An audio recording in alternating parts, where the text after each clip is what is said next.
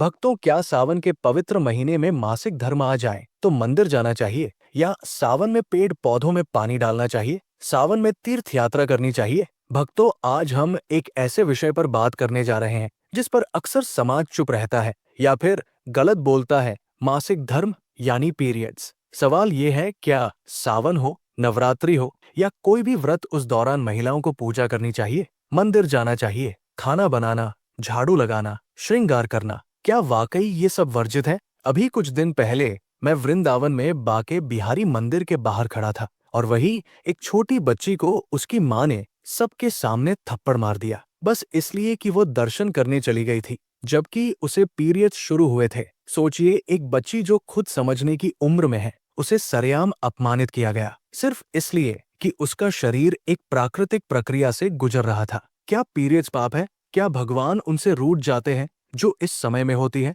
नहीं, बिल्कुल नहीं। आज की इस वीडियो में हम हर उस भ्रम को तोड़ेंगे जो पीढ़ियों से लड़कियों के मन में बैठा दिया गया है। अब वक्त आ गया है सच को समझने का और शर्म की जगह सम्मान देने का। भक्तों, आगे बढ़ने से पहले अगर आप भी चाहते हैं कि माता लक्ष्मी का आशीर्वाद आपके ऊपर सदैव बना रहे, तो इस वीडियो को एक लाइक करके आपके अपने चैनल को सब्सक्राइब कर लें और कमेंट बॉक्स में जय लक्ष्मी माता लिखकर अपनी हाजिरी अवश्य से लगाएं। भक्तों, एक बात हम सबको समझनी चाहिए, स्त्री का मासिक चक्र कोई कमजोरी नहीं बल्कि उसकी रचनात्मक शक्ति का प्रतीक है। यही चक्र है जो बताता है कि स्त्री इस सृष्टि की जननी है और जिस शक्ति से ये पूरी दुनिया चल रही है, उसका अपमान कैसे किया जा सकता है? ये कभी भी छुआछूत का विषय नहीं रहा और ना ही होना चाहिए। आज मैं आपसे एक बहुत ही नाजुक लेकिन जरूरी बात करने जा रहा हूँ। कई जगहों पर माना जाता है कि किसी श्राप की वजह से महिलाएं इन दिनों में अपवित्र हो जाती है। वैदिक धर्म हो या कोई और परंपरा, बहुत सारे ऐसे नियम बना दिए गए हैं जो आज तक चलते आ रहे हैं। पर क्या कभी हमने सोचा इन सब के पीछे असली वजह क्या थी? कहा जाता है, अलग रहो, अचार मत छुओ, बाल मत बनाओ, पापड़ मत छुओ, जमीन पर सो, काजल मत लगाओ, खाना मत पकाओ। पर क्यों, किसने बनाए ये सारे नियम? और बनाए तो क्यों बनाए? ये कोई आज की बात नहीं है, ये सोच बहुत पुरानी है। महाभारत के समय की भी, जब द्रौपदी का चिरहरण हुआ था, उससे पहले युधिष्ठिर उसे जुए में हार गए थे।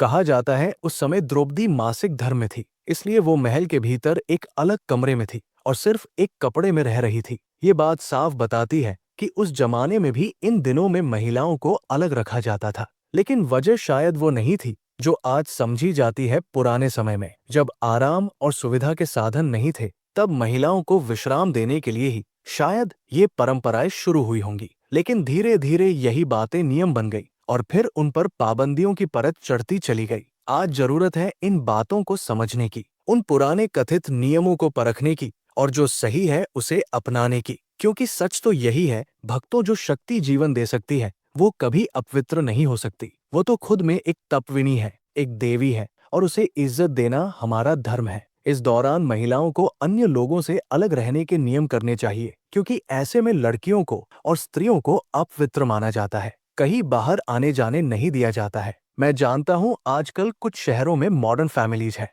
उसमें ये बातें अब कोई मायने नहीं रखता है। शायद अब कोई इस बात को नहीं मानता है, पर ट्रस्ट मी दोस्तों, आज भी गांव में जो भी हमारी 80% हमारा समाज है, जो पिछड़ा वर्ग है, वहां पर आज भी ये बातें व्याप्त है। और लड़कियों को किचन छूना, बर्तन छूना, बिस्तर छूना, ये बातें आज भी मानी जाती है। इस अवस्था में कई पहले जमाने में तो सिर्फ एक वस्त्र पहनना होता था, और आज के जमाने में भी कई ऐसी फैमिलीज है जिसमें 3 दिनों के लिए अलग से कुछ कपड़े रख दिए जाते हैं। सोना होता है, अपना खाना स्वयं बनाना होता है, अपने बर्तन खुद धो करके रख होते हैं। अगर अपना खाना स्वयं ना भी बनाएं तो ऊपर से जिसे किसी अछूत को खाना दिया जाता है, उस तरह से भोजन आदि रजस वाला स्त्री को दिया जाता है। महिलाएं घर के किसी भाग में सबसे अलग रहती है, जमीन पर चटाई बिछा करके सोती है। इसी कारण मासिक धर्म महिलाओं के लिए दंड का समय बन जाता है। दोस्तों, जहां पर आज हमारे देश की कितनी ऊंचे ऊंचे हाइट्स तक, कल्पना चावला को ले लीजिए, सुनीता विलियम्स को ले लीजिए, इंदिरा गांधी जी को ले लीजिए, किसी को भी ले लीजिए, इतना आगे बढ़ चुकी है हमारी दुनिया। उसमें ऐसी छोटी बातें करके हम नारी जाति का सिर्फ अपमान करते हैं। दोस्तों, मासिक धर्म एक दंड नहीं बनाना चाहिए। प्राचीन काल में एक दंड समान बना दिया गया था। इसको अलग कमरे में रहना पड़ता था, जहां पर सूर्य की रोशनी भी नहीं आता था, ना ही खुली हवा होता था। मासिक धर्म के विषय में ये मान्यता था कि इस दौरान स्त्री अगर अचार को छू ले तो अचार सड़ जाता है, पापड़ छू ले तो पापड़ सड़ जाता है, पौधों में अगर पानी दे तो पानी सूख जाता है। दोस्तों, जब भी महिलाओं को पीरियड्स का टाइम आता है तो उस वक्त उनमें काफी कमजोरी आ जाता है। इसलिए पुराने जमाने में ऐसे रूल्स बनाए गए थे। उन्हें बाहरी कार्यों से दूर रखा जाता था। बाहर घूमने फिरने इसलिए नहीं दिया जाता था क्योंकि इस समय इन पर बुरी नजर और बुरे प्रभाव जल्दी लग जाते थे। दोस्तों, इस समय महिलाओं में से शरीर में से अशुद्धियां निकलती हैं, जो आसपास के वातावरण के साथ साथ उनके आसपास रहने वाले लोगों के लिए हानिकारक होती है। इससे संक्रमण फैलने का डर बना रहता है। ऐसा नहीं कहा जा सकता दोस्तों कि उस समय उनके शरीर से कुछ विशेष प्रकार के तरंगे या नेगेटिव एनर्जी निकलती है जो कि वातावरण को दूषित कर देती है। दोस्तों, ये सब मानसिकता बहुत गलत मानसिकता है हमारे समाज में, और एक बहुत ही पौराणिक कथा हमारे समाज में चला रहा है, और वो है मासिक धर्म के बारे में। भागवत पुराण के अनुसार एक बार बृहस्पति देव, जो कि देवताओं के गुरु थे, इंद्र से नाराज हो गए थे। इसके चलते असुरों ने देवलोक पर आक्रमण कर दिया था और इंद्र को अपनी गद्दी छोड़ करके भागना पड़ा था। इंद्र मदद मांगने के लिए ब्रह्मा जी के पास पहुंचे। ब्रह्मा जी ने इंद्र को बताया कि उसे एक ब्रह्मज्ञ की सेवा करके बृहस्पति को वापस प्रसन्न करना पड़ेगा। इंद्र ने एक ब्रह्मा ज्ञानी की सेवा में जी जान से जुट गया, लेकिन उस ज्ञानी की माता एक असुरा थी, इसलिए उसके मन में असुराओं के लिए एक विशेष स्थान था। हवन की सामग्री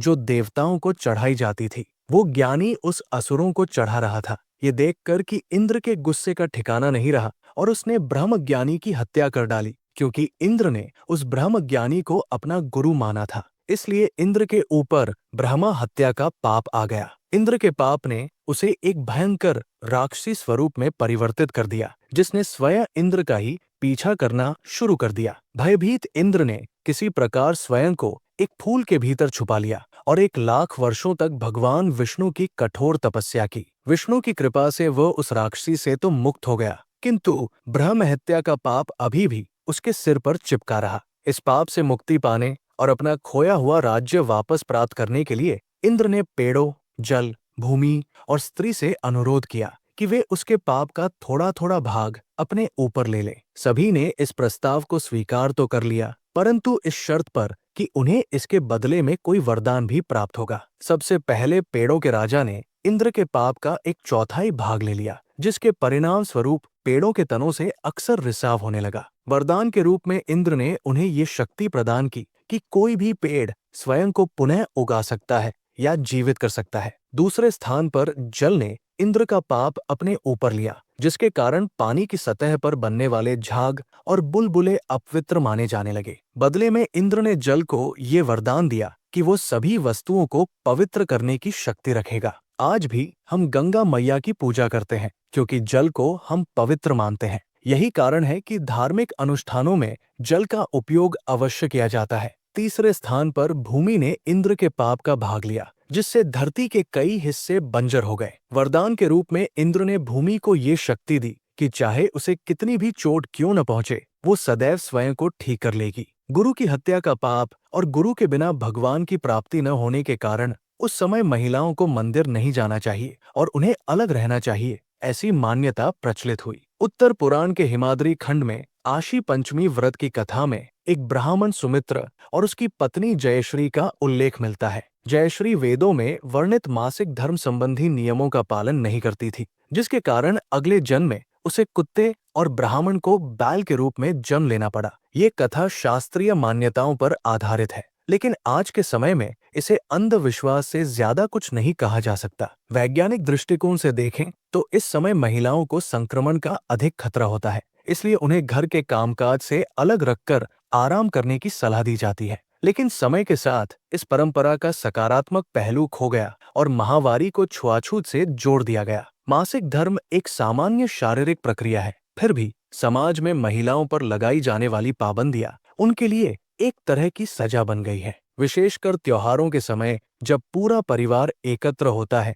तब भी किसी महिला को अलग बैठना पड़ता है, जिससे उसे शर्मिंदगी का सामना करना पड़ता है। कई लोग ये प्रश्न करते हैं कि क्या मासिक धर्म के दौरान जप किया जा सकता है? यदि भगवान सर्वव्यापी है, तो फिर इस समय वे कहाँ चले जाते हैं? जिस प्रकार हम कभी भी अपने मन में शुभ विचार ला सकते हैं, उसी प्रकार किसी भी स्थिति में ईश्वर का स्मरण किया जा सकता है। हालांकि परंपराएं मंदिर जाने या धार्मिक कार्यों में भाग लेने की अनुमति नहीं देती, लेकिन मानसिक जप करने में कोई बाधा नहीं होनी चाहिए। यदि हम क्रोध, लोभ या घृणा जैसे नकारात्मक भावों को इस समय अपने मन में स्थान दे सकते हैं, तो शुभ चिंतन में क्या आपत्ति हो सकती है? हिंदू धर्म के अलावा इस्लाम में भी मासिक धर्म के दौरान महिलाओं को नापाक माना जाता है। उन्हें इबादत की अनुमति नहीं होती और न ही वे कुरान को छू सकती हैं। पहली बार मासिक धर्म होने पर लड़की को घर से बाहर नहीं भेजा जाता और 7वें दिन स्नान के बाद ही उसे पवित्र माना जाता है। लेकिन अब समय आ गया है